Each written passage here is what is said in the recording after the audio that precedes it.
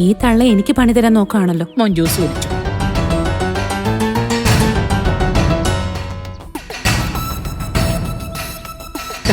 മുഴുവൻ കുടിച്ചേ. ആ മിടുക്കൻ മിടുക്കൻ. ബാക്കി കൂടി കുടിക്കേ.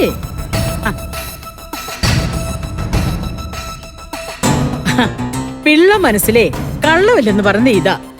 ആരൊക്കെ അകറ്റാൻ നോക്കിയാലും ബിച്ചുമോന്റെ മനസ്സിൽ നിന്ന് അവന്റെ അച്ചമ്മയോടുള്ള സ്നേഹം മാഞ്ഞു പോകില്ല. അല്ലടോ കുട്ടാ. നീ മോനെ ഇവിടെ ഇരുത്തിട്ട് പോയപ്പോ ഇവൻ പറഞ്ഞത് എന്താന്നറിയോ? ബിച്ചുമോന് അച്ചമ്മയുടെ മടിയിലിരുന്ന് ജ്യൂസ് കുടിക്കണമെന്ന്. അല്ലേ കുട്ടാ? ആ ഓ കണ്ടില്ലേ, കൊച്ചു മുഴുവൻ ജ്യൂസും കുടിച്ചു തീർത്തു.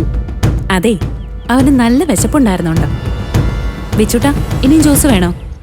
അമ്മ എടുത്തോണ്ട് വരാം. ആ അത് വേണ്ട. നീ അതിനിടയ്ക്ക് അടുക്കളയിലേക്കൊന്നും ഓടണ്ട. മോന് ജ്യൂസ് വേണമെങ്കിലേ ഞാൻ എടുത്തു കൊടുത്തോളാം. നീ ആ തേങ്ങയൊന്ന് പൊതിക്കുന്നതിനിടയിലേ ഇതും കൂടി ചെയ്യിക്കുന്നത് ശരിയല്ലല്ലോ. ഇത്രയും തേങ്ങ ഞാൻ പൊതിക്കാനോ? എന്നോട് പാര എടുത്തോണ്ട് വരാനല്ലേ അമ്മ പറഞ്ഞു. ഇതൊക്കെ ഞാൻ പറഞ്ഞിട്ട് വേണോ എന്റെ അനു ചെയ്യാൻ? നിനക്ക് വയ്യെങ്കിൽ ചെയ്യണ്ട. പക്ഷെ നീ ഇവിടെ ഉള്ളപ്പോഴേ വയസ്സായി ഞാൻ തേങ്ങ പൊതിക്കുന്ന വല്ലവരും കണ്ട അതിന്റെ നാണക്കേട് നിനക്ക് തന്നെയാ. അതിനെ കിച്ചണിലിപ്പോ ഇത്രയും നാളികേരത്തിന്റെ ആവശ്യമൊന്നും ഇല്ലല്ലോ. അത്യാവശ്യത്തിനിപ്പോ 1-2 പൊതിച്ചാ പോരെ?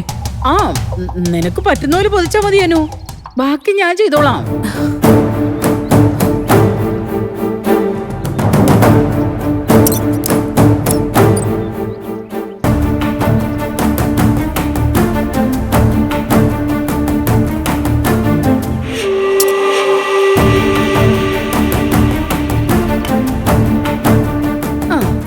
നമുക്ക് തേങ്ങ പൊതിക്കുന്നത് കാണാം.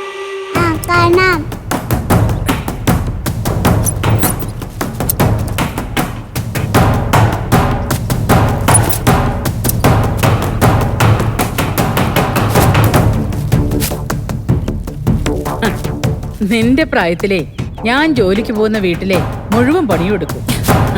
അവിടെ പറമ്പിൽ തേങ്ങയിടുന്ന ദിവസം മുഴുവൻ തേങ്ങയും പൊതിച്ച് ചാക്കി ചുമന്ന് കടയിൽ കൊണ്ടുപോയി വിൽക്കുകയും ചെയ്യും. അന്നത്തെ ദിവസം കാശ് ഇത്തിരി കൂടുതൽ കിട്ടും. കുട്ടികൾക്ക് എന്നും കൊടുക്കുന്ന പഴംകുഞ്ഞിക്ക് പകരം രാവിലെ സ്കൂളിൽ പോകുമ്പോ വല്ലതും ഒക്കെ വാങ്ങിക്കൊടുക്കാലോന്ന് വെച്ച് ഞാനാണെങ്കിൽ അന്ന് എന്ത് ജോലി കിട്ടിയാലും ചെയ്യും. അങ്ങനെയൊക്കെ കഷ്ടപ്പെട്ട ഇന്ദ്രനടക്കം 3 മക്കളെ വളർത്തി വലുതാക്കിയത്. ഇപ്പോഴത്തെ പെണ്ണുങ്ങൾക്കും കുട്ടികൾക്കൊന്നും കഷ്ടപ്പാട് എന്താണെന്ന് അറിയില്ല. എല്ലാത്തിനും തിന്നിട്ടേ എല്ലിന്റെ ഉള്ളിൽ കുത്തി നടക്കുക.